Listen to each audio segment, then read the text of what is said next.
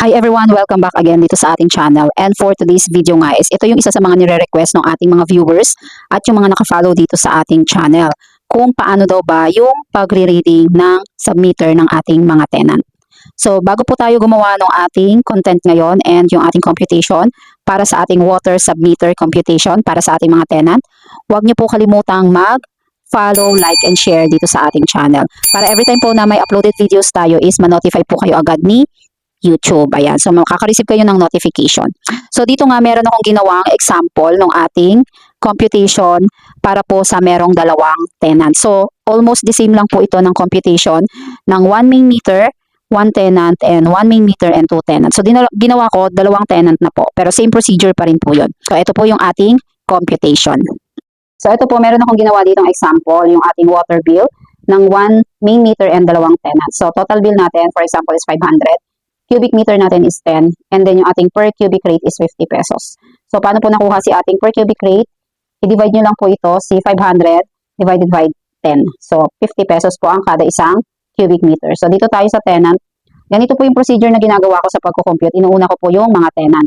So, for example, meron tayo ditong tenant 1. Meron siyang previous reading na 2 and present reading na 6. For example po.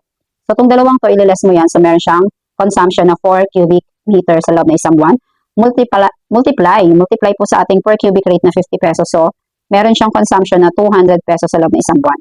Then, tenant 2 po, previous and present reading, ililess lang din po yan. 8 minus 5, so meron siyang 3 cubic meter na konsumo, multiply sa rate na 50 pesos, so 150, ang kanyang babayaran na consumption niya sa loob ng isang buwan. So, i-total niyo yung dalawang yan, a total of 350. So, yung matitira dito sa 350, doon papasok yun kay owner. So 500 less 350, ang mapupunta kay owner is 150 pesos. So, ganyan po yung ating ginagawang computation para mas madali po. Lagi po natin uunahin yung ating dalawang tenant. Kung ilan man po yung tenant ninyo, dapat laging mauuna yon. And then, pinakalas na lang si owner. So, ganyan po ako mag-compute ng ating mga tenant submeter.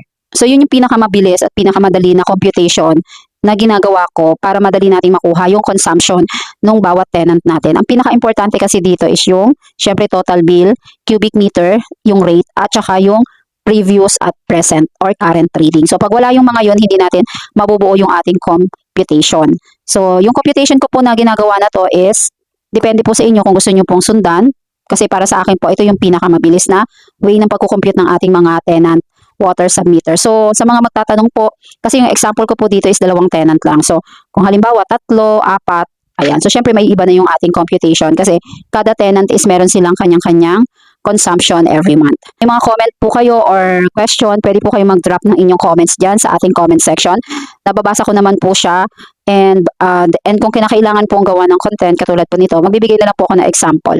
Kasi yung mga ganitong computation, madali lang naman siya basta matutunan natin yung tamang proseso. Sana po nakatulong ang video na ito para po sa mga nagtatanong. Syempre, huwag niyo po kalimutan mag-like, follow, and share ng ating ina-upload na videos. So, syempre, pag naka-follow kayo is mananotify po kayo agad ni YouTube.